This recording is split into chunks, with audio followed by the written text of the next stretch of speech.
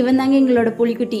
இவன் பார்க்கறதுக்கு நரிக்குட்டி மாதிரி இருக்காளங்க. கம்மனே இவனுக்கு நரிக்குட்டின்னு பேர் வச்சிருக்கல. கத்துறதும் அதே மாதிரி தாங்க, உலை விடுற மாதிரி தான் கத்துவா. எங்கள் அப்பாவும் பிடிச்சி வச்சு இப்படி தாண்டா கத்தணும் அப்படின்னு அவனுக்கு வேறு ட்ரைனிங் வேறு கொடுத்துட்டு இருக்குங்க. எங்கள் அப்பா பேசுறது அவனுக்கு புரியவும் புரியாது. கொஞ்ச நேரத்தில் ஓடி போயிடுவாங்க.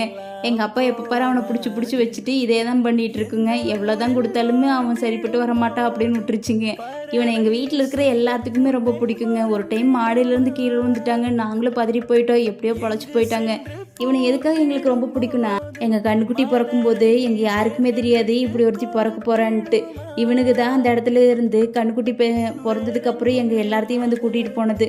நாங்கள் அன்றைக்கி நல்லா தூங்கிட்டு இருக்கும்போது வந்து கதவை தட்டி எங்களை எல்லாத்தையும் கீழே கூட்டிகிட்டு வந்து கண்ணுக்குட்டி பிறந்திருக்குது அப்படின்ட்டு எல்லாம் ரொம்ப சந்தோஷமாக ஆடிட்டு இருந்துச்சுங்க. எங்கள் வீட்டில் 4 நாய் இருக்குதுங்க. எந்த நாயும் ரத்த வாடைக்கு போய் அந்த கண்ணுக்குட்டியை கடிக்கலைங்க. பாதுகாப்பாக நின்றுட்டு இருந்துச்சுங்க.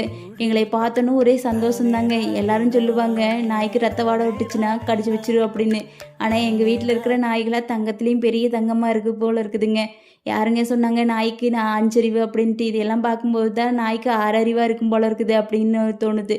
இப்போ கூட எல்லாரும் ஒன்றா தான் சேர்ந்து விளையாடிட்டு இருக்கிறாங்க. இதில் யார் நாய் யார் கண்ணுக்குட்டினே கண்டுபிடிக்க முடியாத அளவுக்கு தான் விளையாடுவாங்க.